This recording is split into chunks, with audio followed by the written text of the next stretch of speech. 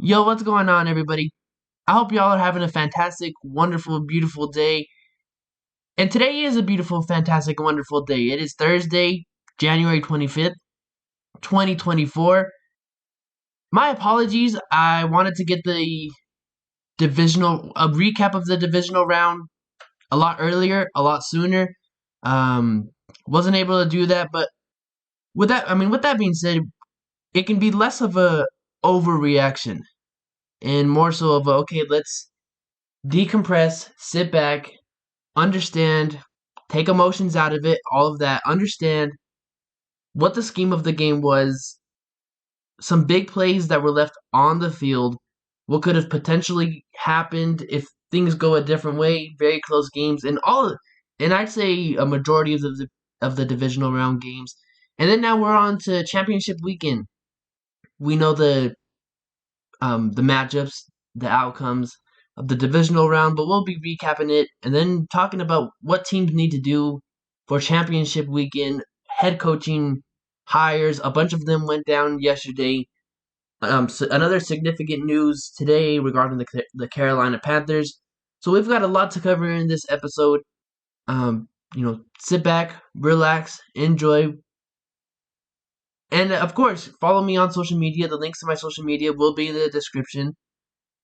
Subscribe, turn on the bell, hit the bell, turn on post notifications, be a friend, tell a friend, share this podcast and this episode or episodes out with others. I appreciate it. Appreciate your support, everyone that tunes into this podcast. And as for the intro, that's it. Let's get into this episode because, as y'all know, that's textbook.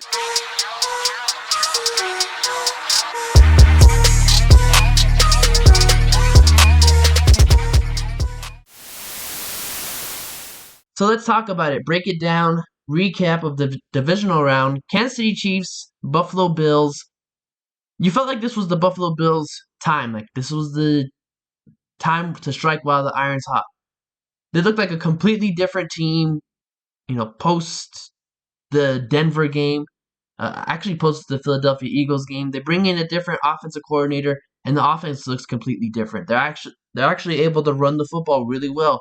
You're getting some quality production from everyone else, besides Stephon Diggs, Josh Allen.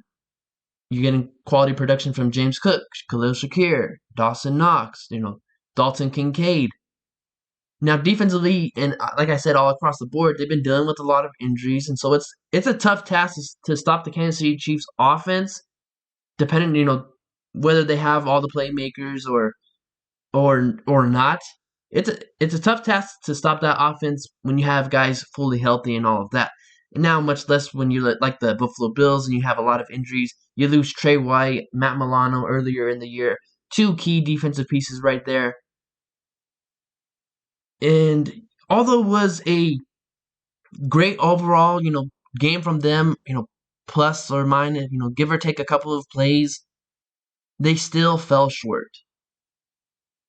So, what were the things that stood out to me this game? Now, everyone is talking about the two plays, the second down and third down plays from the Buffalo Bills on their final possession. I like Josh Allen's decision to go right there to Khalil Shakir on the post to potentially win the game. Now, the only problem is it looks like the left tackle is getting Chris Jones is pushing the left tackle into collapsing the pocket, and that might have affected the throw a little bit. It certainly looked like it did because it's two high safeties, and with two high safeties, that means the middle of the field is wide open. Khalil Shakir is running like a post just to the goalpost, get between those safeties, and it's going to be a touchdown. That's what he does, and the throw is just a little bit off target. And the play is to be made right there. Now, are you going to leave Kansas City Chiefs, Patrick Mahomes, some time left? Yeah, I mean, we all know the story. We know what happened. With 13 seconds, Mahomes drove down the field and was able to get a field goal. Now I think he was going to have a minute plus or something like that if that pass gets completed and it's a touchdown. And then, I think it was that same play. Stephon Diggs is wide open on a crossing route. And then you have to think, because every play matters in the playoffs. You have to think, if we take Stephon Diggs there, and on third down we find any of those other guys open to the left on an in route instead of scrambling outside the pocket, and get it to be closer for our kicker, how different is the outcome, and how different is the kick? You know, does it? I mean, it's wide right, obviously, but is it a different situation scenario if it's a little bit closer? Those are the things that you kind of have to you live with, but you look back on and say, what if I did things a little bit differently? Now the Kansas, even if he does make that kick, I mean, who knows? The Kansas City Chiefs were getting really hot offensively. They were hot all through this game, and they were able to drive the drive down to the field. They would have most likely got a field goal to kick it, win the game. But I mean, it's tough because you have to feel for the Buffalo Bills, and the future in terms of the cap space they have and all of that. It doesn't look too bright, but you still have the pieces. Now you're going to really have to, in the offseason, you're going to have to do a lot of your homework, find out what the core of your team, when you're completely healthy, what do they do well, and can we bring in someone who can kind of cover up those weaknesses, whether that's a linebacker to help you with the middle of the field or more, defensive linemen, and you have, I'll have to say this with the defensive line, it was disappointing all year from Von Miller. And you have to remember they gave him that massive contract right after in that offseason in which they were so close at beating Kansas City in the divisional round. I mean, tough, maybe, but there's still, listen, you still have Josh Allen, franchise quarterback. You can get things right, and you've been in the playoffs these past couple of years. Now, with Stephon Diggs, he's going to have to be more of a reliable option when the calendar hits November. Because in September or October, he's a top 5, top 7 wide receiver in the league, and you can count on him. But once the calendar hits November through on out, he's either a different player or he goes quiet. Maybe teams are able to find some weaknesses in his game. And so, yeah, I mean, you feel bad for the Buffalo Bills, but then you have to congratulate the Kansas City Chiefs as well. I mean, this was the worst roster and receiving corps, supporting cast in the Mahomes era, and yet they're still able to go into the AFC Championship game, possibly make it to the Super Bowl. So that has to be a red flag, an alert, caution, warning throughout the rest of the league if that's what they're able to do. And for the Kansas City Chiefs, it's only going to get better from here on out. But congratulate them. I mean, what I don't think a lot of people are talking about is, obviously Travis Kelce, he had it's like, he had something extra. Throughout the regular season, it kind of looked like really kind of like a lull, like he really wasn't in rhythm, that sort of thing. Production showed it as well. And then when the playoffs come now, he's a different football player. So he's got that, he can flip the switch on or off at any given time. But the one that gave you the most significant production that Kansas City Chiefs fans need to watch out for to be their X factor to see if this team can really win the Super Bowl is Marquez Valdez-Scantling. We know the troubles Marquez Valdez-Scantling has had this year, the drops. The one that comes to everybody's mind is the drop against the Philadelphia Eagles, and then I think it was the drop against the Green Bay Packers. 2 games that he catches those balls, should have won the game.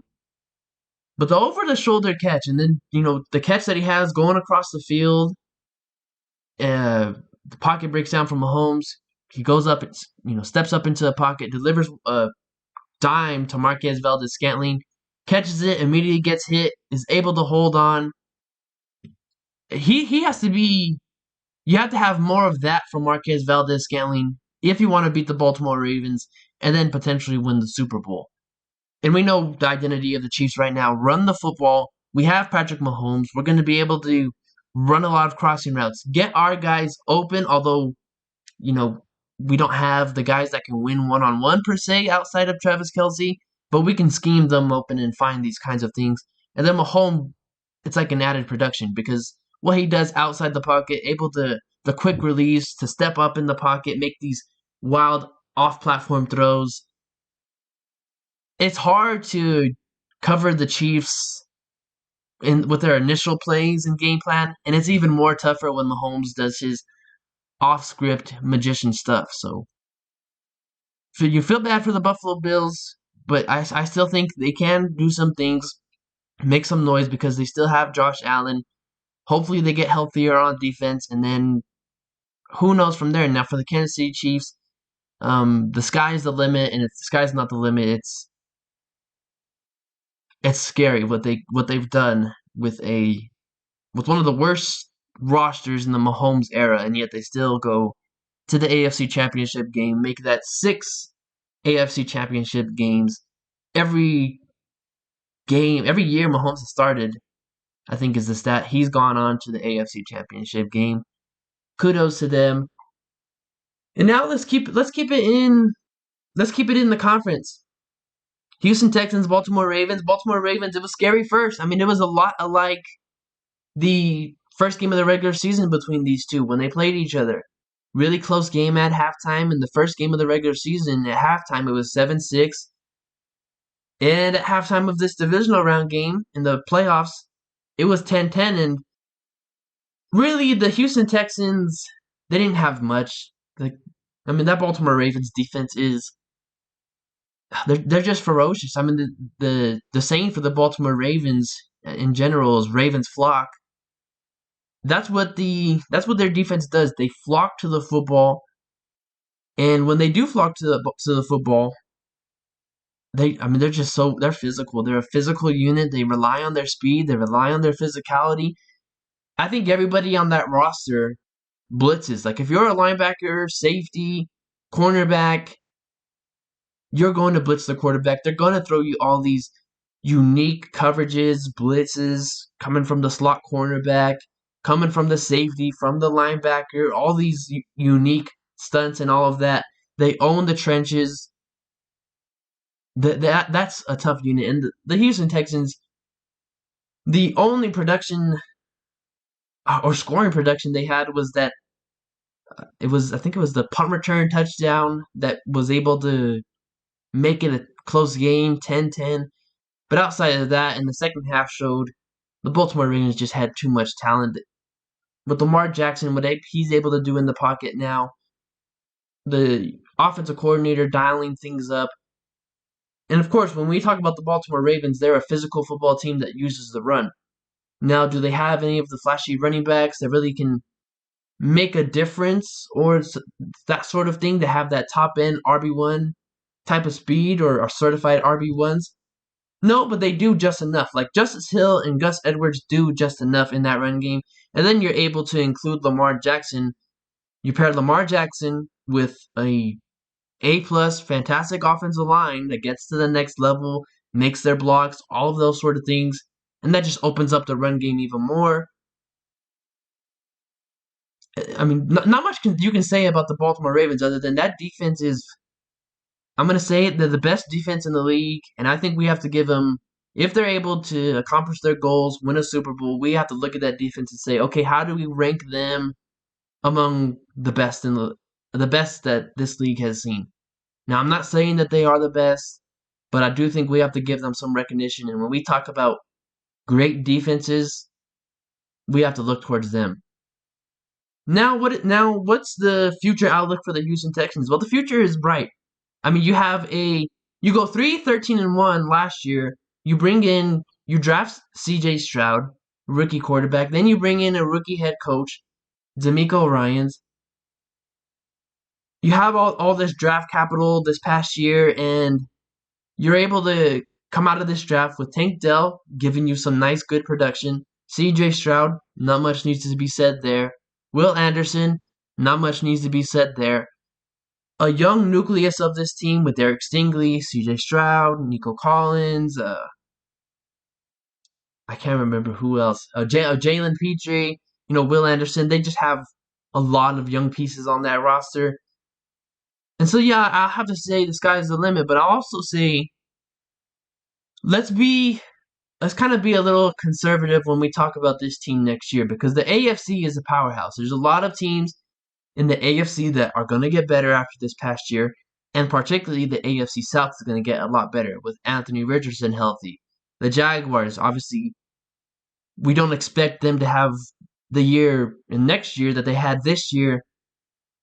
And of course, the Houston Texans are going to be really good. And I'm probably forgetting another team in that division right now. Let me know in the comments if I did.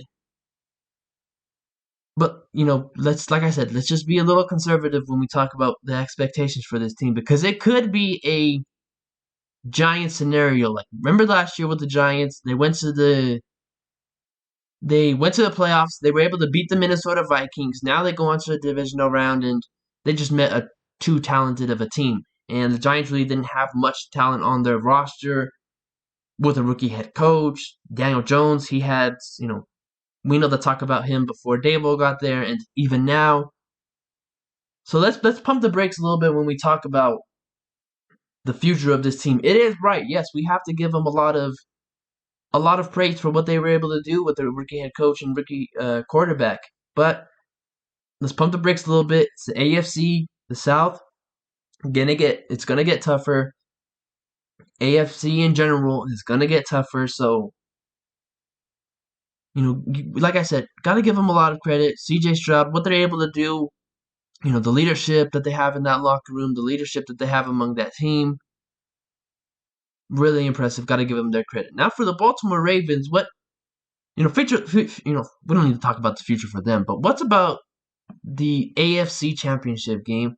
We'll get a little bit into that later on, although I like their chances right now. I really do like their chances, even up against Patrick Mahomes. You'd never want to meet Mahomes in the playoffs, but I do like the Ravens' chances. Find out why in a little bit. But now we go on to the NFC and talk about the Detroit Lions. Like, if you're listening to this podcast or if you've watched football at any time, you would have never thought you would hear from someone's mouth say the words, the Detroit Lions are moving on to the NFC Championship game with the potential to go into the Super Bowl. No, I mean, crazy, right? The moment of silence, it does it justice. We would have never thought that. We would have never thought that this team would win their division, go to the playoffs, and then not only go to the playoffs, but make a significant run.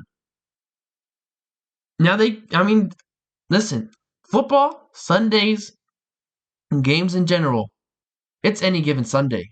So who knows what could go on. So we could be talking about the Detroit Lions, this team that many thought, remember they're a team that went 0-16. Fans, disgruntled team. You felt like they were cursed with all of the just bad luck that just happened to this organization. You gotta love it, and you have to have a soft spot for this team and for the city of Detroit. What this team means to the city of Detroit and the state. The state of Michigan. Everyone from Michigan, Ann Arbor, their college football team wins the national championship. Now the Detroit Lions are the best that they've ever been historically in that franchise. Credit to those in Michigan, fans of the Detroit Lions, Michigan Wolverines. Be talking about the Michigan Wolverines and their head coach a little bit later, but right here, respect is due to the Detroit Lions. But I have to say, they've gotten by and they squeaked by a little bit. Like, obviously, in the Rams game, there was a lot of emotions there, with Matthew Stafford. But that Rams team was one of the most prolific passing offenses coming into the playoffs. You did not want to see that team in the wild card round, but they did. And the Detroit Lions have had issues, especially within that secondary and defensively. And you're still able to win that football game. Now you're going up against the Tampa Bay Buccaneers. Now, whether it was the Buccaneers or the Philadelphia Eagles, you felt good about the Lions' chances to win that game and move on. And a lot of people, you even ask Detroit Lions fans, the team that they would have wanted to see was the Tampa Bay Buccaneers, and yet that one was still close. So I'm not trying to say anything bad about what the Detroit Lions have done or the teams that they face, because to win and advance to the next round is really impressive, and it's difficult to do. But they've squeaked by, and now we've got this 49ers team who's also squeaked by, and maybe they're not playing the best ball that they've played all year. Maybe they don't have that much confidence in Deebo Samuel. Who knows about that? But like I say, give respect, props, credit to the Detroit Lions. Now let's talk about the Tampa Bay Buccaneers, because the year Baker Mayfield had needs to be applauded as well. Like he was he was drafted number 1 overall, and then he was a backup for quite some time. I think previously his last destination and spot was with the LA Rams. And now he goes to the Tampa Bay Buccaneers. Many, including myself, didn't think that this team would make the playoffs, heck, even win their division. And yet they did. And we have to give a lot of credit to not only Mayfield, but Todd Bowles and Dave Canales. I mean, Dave Canales really has transformed quarterbacks throughout the years. He was the quarterbacks coach with the Seattle Seahawks last year. And we know the year Geno Smith had that year. He was one comeback player of the year. Now Dave Canales, the offensive coordinator for the Tampa Bay Buccaneers, and Baker Mayfield is able to revive his career. And the Buccaneers do have the pieces too. Like they have a good offensive line that they've been rebuilding, and it's starting to show. You're starting to see some shine from that offensive line. And then Mike Evans, always reliable. Despite his age, still putting up 1,000 years. Much credit to Mike. Who knows if he's back with this team next year? And Rachaad White, he's becoming a star running back. Rachaad White is developing nicely. So lot of good pieces on this team. Obviously, you would love to bring back Mike Evans, but if you don't, I like Trey Palmer a lot. I like his route running. I like his tempo within his routes and his speed, yard after catch ability, really nice and impressive. So I mean, nothing to be too sad about if you're the Buccaneers, because the NFC South as it stands right now, who knows where this goes into after the draft and after NFL free agency. I still love the Bucks' chances to win that division. Now, let's go on to the game Saturday night in the NFC. Traditional rivalry. Like when we talk about football and in the postseason, we hear Packers, 49ers. It's always going to be a good one. And these are two storied franchises who've had a lot of success throughout the years. And whenever they meet in the playoffs, it's a classic game. No matter what. This one still kept on going with that trend. It was a classic. Jordan Love. I'll start with the Green Bay Packers. Because even though the San Francisco 49ers won, I'm more impressed. And if I'm a fan watching that game, I love the direction that the Green Bay Packers are going into. Jordan Love playing really fantastic football, right? And give credit to the Green Bay Packers. This is an organization that knows how to develop, draft franchise quarterbacks for years. I mean, we just talk about it, the trifecta. Favre, Rodgers, and now potentially right here, Jordan Love. No one in their mind, when Jordan Love started that game against Kansas City, and with how he looked before he started before he was the permanent starter this year, would have thought Jordan Love was going to put this type of production and we were going to have these types of conversations about Jordan Love. But no, the organization knows that a franchise quarterback is fragile. You have to put them in the right situation with the right head coach that's going to guide the player to the right coaching with an offensive line and some weapons around them. Now, have they invested heavily in free agency in the NFL draft? Like I'm talking, quality first, second round picks? Usually, no. But they're able to draft these guys on day 2, day 3, these playmakers, and they give you enough production, like Jaden Reed, Romeo Dobbs, Dontavion Wicks. Luke Musgrave performing all really nicely and drafted on day 2, day 3. It's not the first round draft picks that everybody, including myself for the past couple of years, has been wanting this team to do, but yet they still do it. So, and they're able to get what we see.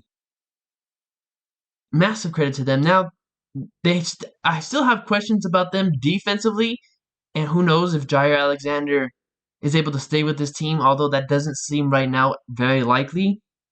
But I like the Green Bay Packers, and you look at the NFC, and the teams that are advancing or even in the playoffs, it's nothing spectacular like the AFC, right? So there is a team that if you get this superhuman, out of the world quarterback like the Green Bay Packers could potentially have with Jordan Love, you're a favorite in the NFC for the years to come right now. Because looking at the landscape of the NFC when it comes to quarterbacks, completely different, polar opposites when we look at it with the AFC. Now, if you were to bring one of those AFC quarterbacks into the NFC, that team would have to be the NFC favorite, number 1 seed every single year. Now, I know in regards to the game itself, 2 costly interceptions from Jordan Love, but I mean, I can't be too harsh on him for that.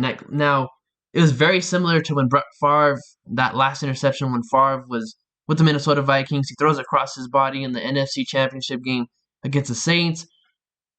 Porter picks it off.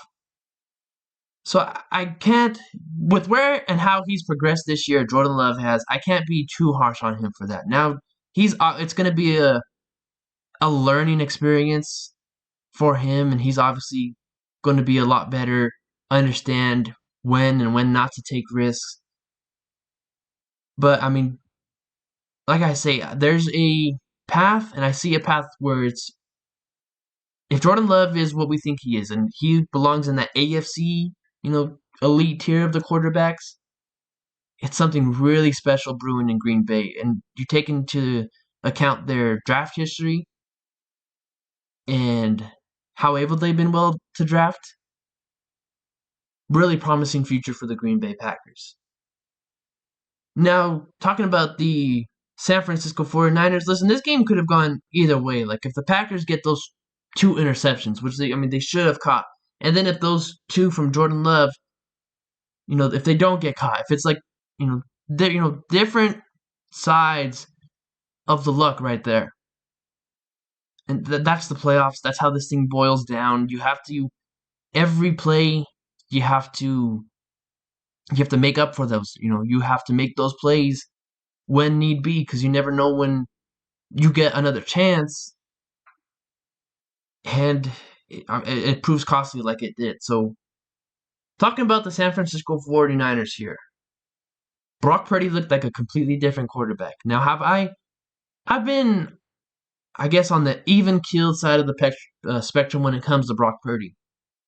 Watching the film, the anticipation throws, the little nuanced things that you look for in a quarterback, like with their base, the way that they're able to go from read 1 to 2 in a quick enough time, throwing with anticipation, especially over the field. That's what he does really well. Does he have any kind of talent that just absolutely separates him from the rest of the pack? Absolutely, blows your mind? No, not really, but he's able to do the little things. And then they have Kyle Shanahan and the supporting cast that they have with Debo. Now, Debo wasn't there, and it felt like their whole game plan was just Debo Samuel. Now, that's nice, but you also have to have a plan B, and that was something that I was surprised and shocked that Shanahan didn't have a plan B. Because you can't be too reliant on a football player when you have everyone else. Now, lose Debo, that's significant enough. Everyone else is going to say, well, they have George Kittle, they have Brandon Ayuk, they have Christian McCaffrey. They have all these other guys that can step up in the offense. It shouldn't be that significant.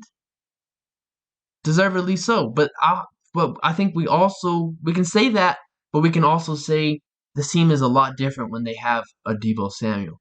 Let's talk about the Golden State Warriors when they had, they went on their run and then they had Kevin Durant in that kind of era. Like, yeah, they can still obviously do their thing with, KD, and then without KD. So you see, though, that kind of, maybe I didn't put that right, but you hopefully you get the sense and you get the idea that they're different teams when you add that certain piece, like with Curry. The Warriors without Curry, but when they still had KD and everyone, looked like a different team just because they rely on someone to do all of these, nuanced things, kind of like with Debo. Long story short, my apologies. But you get that sense and idea. Now, talking about Brock Purdy, it was all those it just didn't translate. Like, if the moment was too big for him in the postseason and he was trying to do a little bit too much, it'll be interesting to see if in this next game in the NFC Championship, if he's able to do those little nuanced things that he was doing in the regular season, that made him, you know, that why everyone was kind of talking, well, how do we rank him among MVP ranks and that sort of thing. So for the 49ers to win in this next game, Purdy's just going to have to be the Purdy from the regular season. Don't do anything too special. Don't try to do anything too different outside of what you do and what you give for this team already. Just calm down a little bit. Now, for Shanahan, they're going to have to rely on the run game. Like McCaffrey and their offensive line, they're going to have to figure it out. Now, Trent Williams that's their building block on the offensive line. You take him away from the offensive line, it's a below average offensive line. The rest of the line really struggles, particularly from guard to guard. They're gonna have to run the ball better. That's why you traded for Christian McCaffrey. That's why you have him on this roster, is so that way now when your main scheme for offense is running the football and then being able to do things off of that run game, it was just surprising to me that they didn't use that first and just use Christian McCaffrey. This is the postseason. Odds are you may or may not get another game. So rely on McCaffrey. It's not the regular season where we're having to worry about the type of hits and everything like that he's getting. We just got to survive and advance, which is what they did. And a lot of credit to them. That's a team that fought through adversity somewhat. Probably the first time they've had to go through adversity this year. And for the next game going on to the NFC, let's just go to championship weekend breakdown. 49ers, Detroit Lions. I like the 49ers in this game. I think they know they had that extra rest, right? It was like 2 weeks of rest. They rested some of their starters last week of the regular season. They know they can't come out like they did against the Packers and still expect to win that game. Now, defensively, they're going to have to be, Chase Young, Nick Bosa, they're going to have to do something defensively. They were really quiet in the Green Bay Packers game. That can't happen again because this is a Detroit Lions offense, really good in the trenches. Penei Sewell, star. The best tackle maybe in the league. They rely on him a lot, kind of like how the San Francisco 49ers do with Trent Williams. They've run the Trent Williams side. Well, the Detroit Lions, they always like to go to Penei Sewell's side. Now, the Lions had some injuries on the offensive line in the game against the Buccaneers. Who knows the status or how close to 100% that they're going to be on that offensive line. But Jared Goff is playing money football right now. Like he is locked into his role and what he needs to do for his team. He's throwing with anticipation, and they're really attacking the middle of the field. Like in that Bucs game, they were going middle of the field to Laporta, middle of the field to Amon-Ra St. Brown. And then Jahmyr Gibbs he's a game changer. That is game-changing speed that he has. He gives them it's a different tune and it's a different sound for them offensively when you have Jahmyr Gibbs and he's able to just use his speed and burst. And in this game, we have the two best offensive minds right now. Maybe you could say in the league, right? Brian Johnson, Detroit Lions offensive coordinator, and then Kyle Shanahan. We place them really high on the one of the best or some of the best offensive coordinators, offensive minds in the league, right? This is going to be a high-scoring game. It will be. For the floor for the Detroit Lions, I have them at least 24 points. Same similar thing could be said for the San Francisco 49ers, because these are defenses for both these teams respectively that have struggled, given up a lot of points, but not only given up a lot of points, given up a lot of big plays and struggled into the run game. So it's going to be the key to this game to me is going to be the coaching. Shanahan versus Brian Johnson. And which defense gets the most turnovers, wins on third down, and is able to which of the two defenses is going to break first? When we talk about teams that have kind of poor defenses but really fantastic upper echelon offenses, you want the defense. They're obviously going to give up some yards, but the mentality usually for some of those teams is, well, bend but don't break. Which of these two defenses is going to break first? That's what I'm looking for in this game. It is going to be a high-scoring game. So whatever the line says, I would most likely bet the over. It's going to be fascinating. Now I'll have to lean with the San Francisco 49ers just because I think overall they're better on both ends of the ball. Like defensively, yeah, Bosa and Chase Young didn't play as well, and their defensive line was able to get worked in the run game. But the same things I can say with the 49ers defense is the same with the Detroit Lions defense.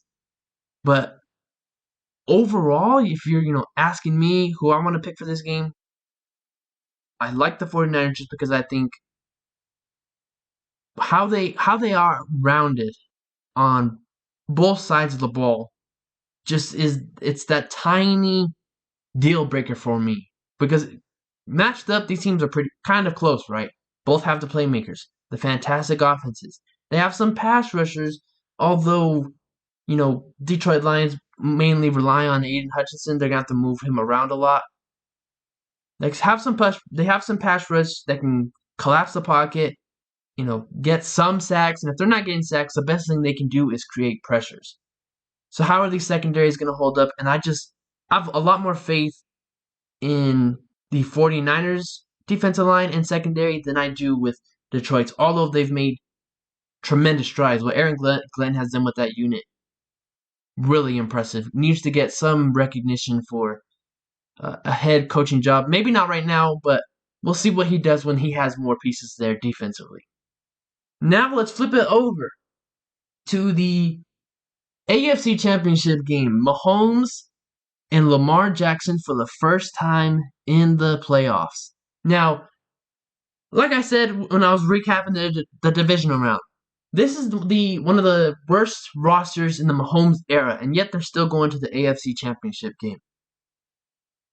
Impressive, right? And that's a scary red flag, warning sign, red button, do not push for the rest of the league.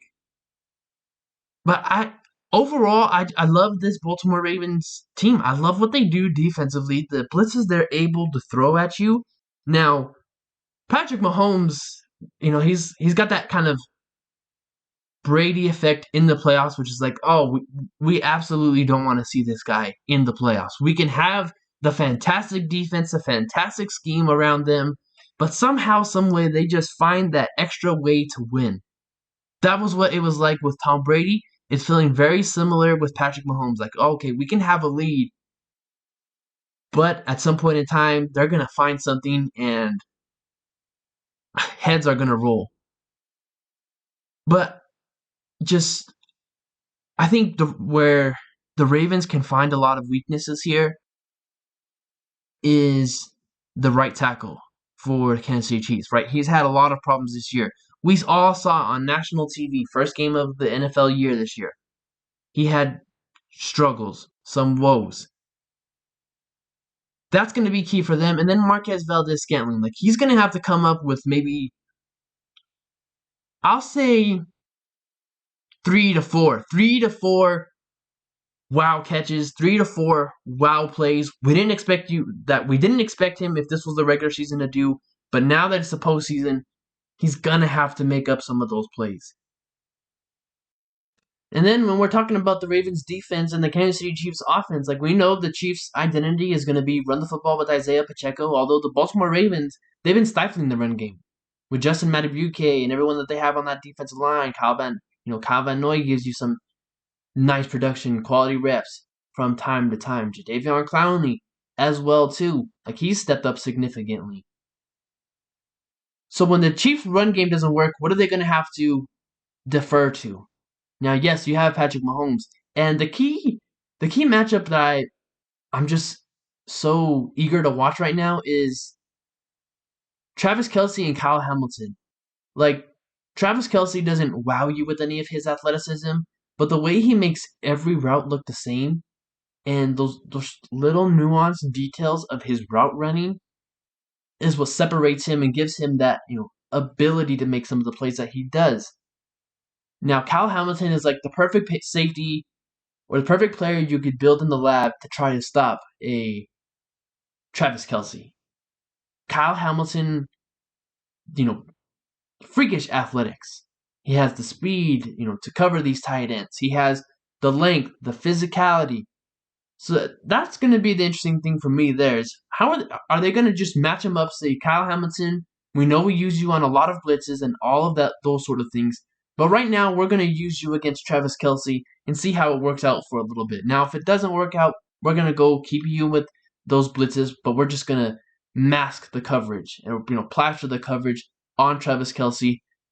Try to find and try to make someone else from the Kansas City Chiefs offense try to beat us.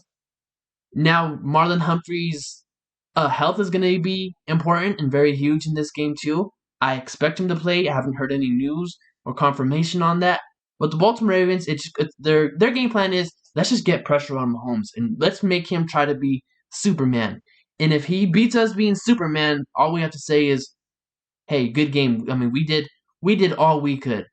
But let's just consistently pressure him. And now, Ravens offense, Chiefs defense, that's where the pendulum, in my opinion, swings heavily into the Baltimore Ravens' favor here because the Ravens, they have a really good and a fantastic rushing offense. Like I say with this team, do they have a running back that's an RB1?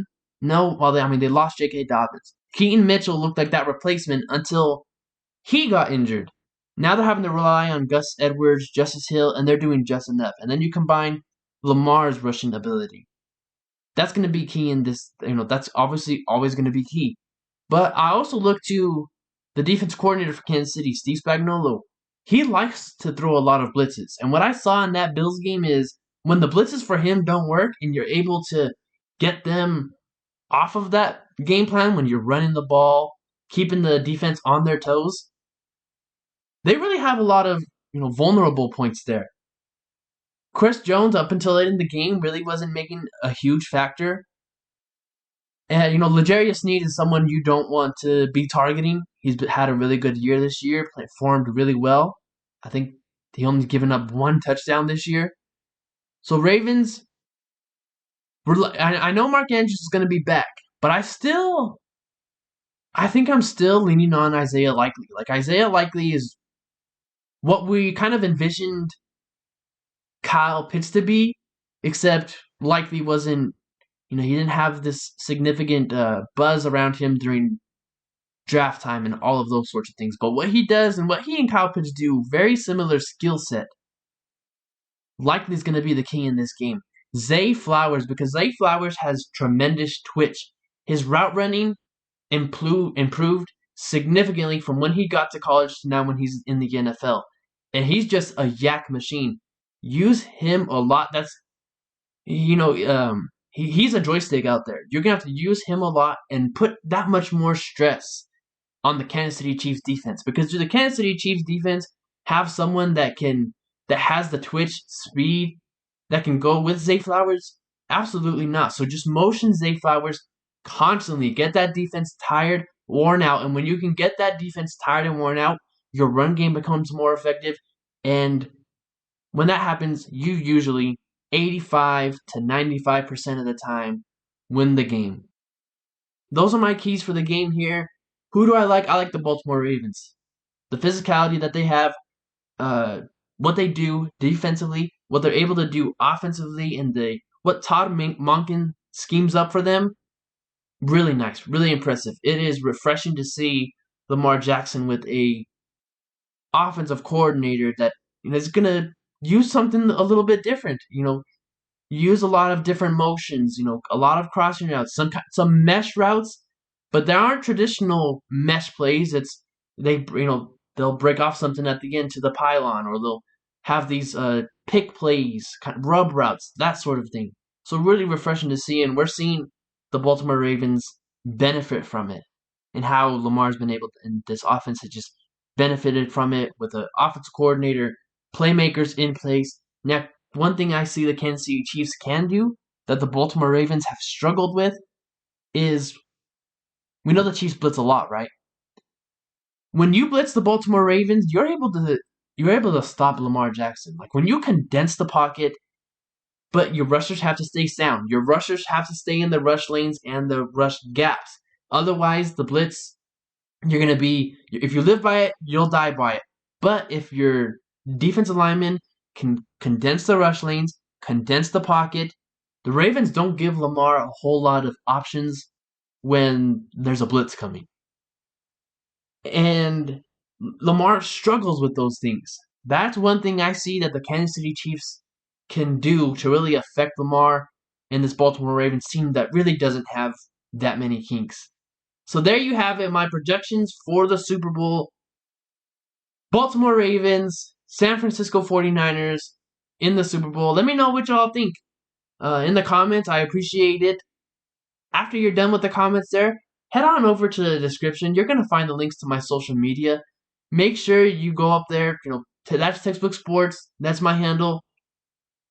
Follow me, subscribe, hit the bell, turn on post notifications. You don't want to miss any of the content I have coming up. Next week, a very, very special episode that I can't wait to get into. A film breakdown on Illinois defensive tackle, defensive lineman, Jerzon Newton. You don't want to miss this. It's going to be really in-depth, really intense breakdown on his game, what I've seen so far. Very impressed with it, and I think we should have him a lot higher projected in this draft. So, of course, I appreciate y'all. Let me know what y'all think in the comments. Who's advancing to the Super Bowl? Now, some head coaching news around the league. Panthers, they've hired the Tampa Bay Bucks offensive coordinator, Dave Canales. This is the best hire that the Panthers could do, and I'll tell you why. We've heard the news about their owner. We've heard the kind of the discussion of, well, Frank Reich actually wanted this different quarterback, but the owner was insisting on Bryce Young. Therefore, they draft Bryce Young, and then just all this news stuff, bad stuff for the Carolina Panthers about the owner being an egomaniac. And I was saying that the Carolina Panthers, they're gonna have to do a lot of homework. They're gonna have to find some up and coming potential gem, rising star in this head coaching cycle, and they did. Dave Canales, was he one of the top candidates when we're talking about Vrabel, potentially Belichick, Jim Harbaugh? No, but he was a good enough candidate, and I love this hire a lot because not only are you pairing the offensive-minded coach with a young quarterback, but for the Panthers, you have to realize the relations with when it comes to head coach. We all talk about head coach, quarterback, and that has to be offense, right? But then there also is that dynamic with the general manager, head coach, and then the president of the team with the general manager, with the head coach, all of those sorts of things. So hearing all the stuff where a top candidate going to go to the Carolina Panthers when they didn't have a huge supporting cast, or anything really, they didn't have anything on a supporting cast, and then you hear stuff about the owner potentially having to be a thorn in your side. A lot of the temp candidates were going to say no. But if you found someone up and coming who was like, okay, I'll take this salary upgrade and I'll take that salary pay grade as a head coach,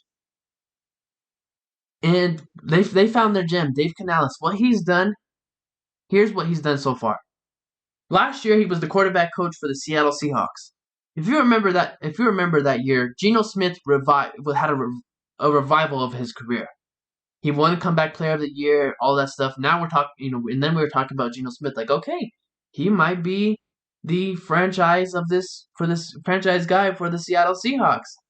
And then Canales is the offensive coordinator now for the Tampa Bay Bucks. We know Baker Mayfield wasn't considered he was a backup. He was the number one pick in the NFL draft, but then he became a backup. Not many people thought he should have been a starter. All those sorts of things. And yet they advanced to the divisional round, and Baker Mayfield is potentially now going to get an extension with the Tampa Bay Buccaneers. And we were able to see what Canales did in that game against the Detroit Lions. I mean, he was scheming a lot of things up. Using Trey Palmer, Trey Palmer, he was drafted in the later rounds.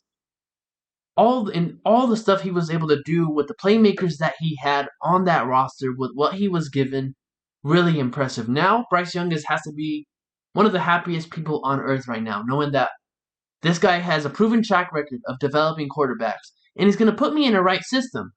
Now, here's what makes this thing a huge if. How well are Canales and what's going to be the ego of the team president, owner? What's going to be his ego? Or maybe he's changed. Maybe he's taken a step back. And then secondly, when it comes to on the field stuff, what's the offensive line going to look like? And is Carolina still a nice destination for some of these top wide receiver free agents? Be interesting to see and how this develops. I'll let y'all know how I truly, not truly feel, but what is the outlook of it after free agency and after the NFL draft to see, okay, where have they improved in terms of playmakers, and where have they improved on that offensive line. Now, the interesting thing for the Panthers is there's a lot of playoff teams that are needy of an edge rusher like Brian Burns, so they could trade up. They could trade a massive haul. You could get a wide receiver or an offensive lineman or some extra picks from a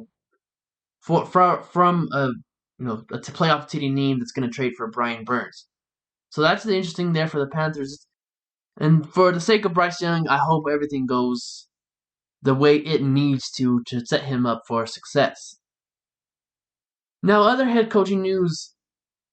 The big fish has been landed. Jim Harbaugh is headed over to Los Angeles to coach a different blue and yellow team, the Los Angeles Chargers. This one, this one was the no-brainer, right? We all knew that the Chargers weren't going to be this championship contending team or a team that went deep into the playoffs with Brandon Staley, and how Brandon Staley underachieved significantly. Now, I've been on record saying, okay, this was a Chargers team that maybe you felt like they were turning the corner when they beat Kansas City in Kansas City that one year.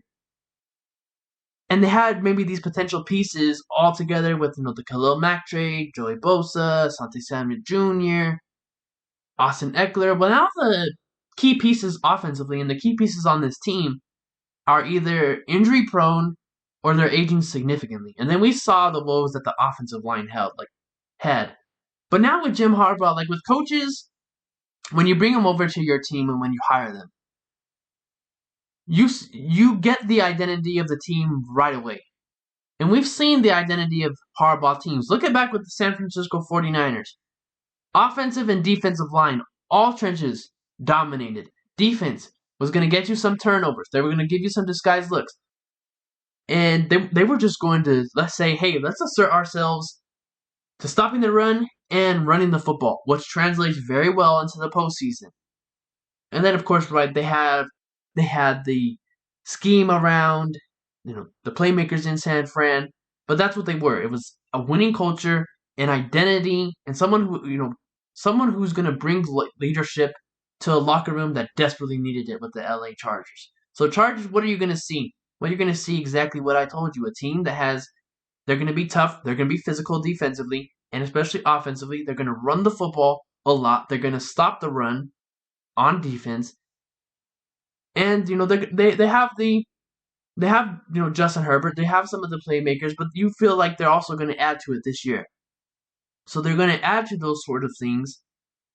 And with Harbaugh, they're going to have some actual leadership in that locker room and an actual, a winning culture and an accountability, which you can't stress enough for a team, especially a young team, a semi-young team like the Chargers. Love this hire for them. It was a grand slam, hit it out the park, home run. Uh, Now with the Michigan Wolverines, what's up next for them? It looks like it's going to be Sharon Moore, right?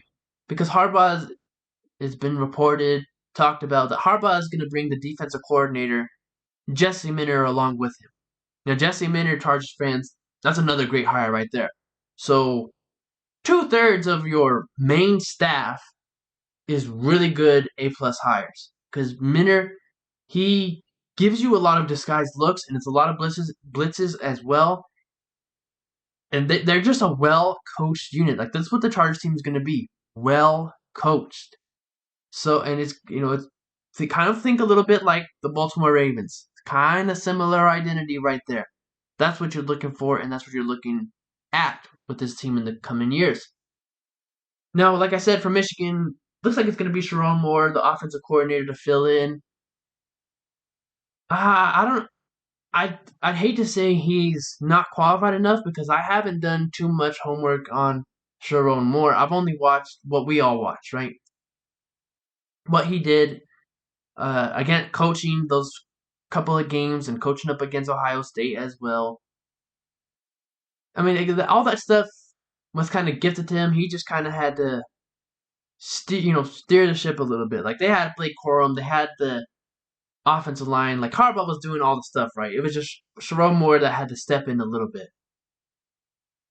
I can't say whether or not I would like or not like this move, just because I feel like we haven't seen enough to say, hey, let's do it. Now, some Michigan fans out there um, that would want Sharon Moore to be the coach of this team, you have to look at it a lot more than just coaching. Like, yes, coaching is a part of it, but it also has to deal with recruiting. Like, how well can you handle recruiting? And because recruiting nowadays is an absolute mess. You're having to deal with the portal. So the guys that you have on your roster, you're still somewhat recruiting. So you're not only recruiting once, but you're recruiting twice. So it's just double the work. And then you're dealing with coaching, scheme stuff. How's he going to fill out his staff? Maybe he's just going to, if he is the head coach, he'll fill it out with, people from the Harbaugh tree and all of that sort of things. It's an interesting direction for this program. I don't know necessarily where they're going to go to. There's been some rumors out there that Lance Leipold, the Kansas coach, could be their next head coach. I like Lance Leipold and what he's done at Kansas. He's recruited, I would say, pretty well at Kansas. And they've improved each year that Leipold's there. That would be a good hire, but it's always tough to gauge these things when you're talking about a program like Michigan that's has a winning, I would say, tradition.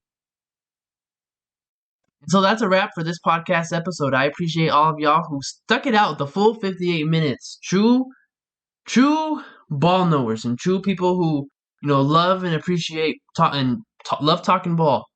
So I appreciate all of y'all. Make sure y'all check the description. The links to my social media will be in there. Subscribe. Hit that like button. Turn on the bell for post notifications. You don't want to miss the upcoming episodes that I have. It's going to be a blast. I appreciate engaging, talking football, basketball with all of y'all. I appreciate it. We're going to have a lot more basketball content once the NFL wraps up and the Super Bowl is done. And so we'll still we'll still talk a little bit about, free agency, NFL draft. That's a wrap for this podcast. Like I said, God bless y'all. I hope y'all have a fantastic day. I appreciate y'all. Once again, take care. And until next time, deuces.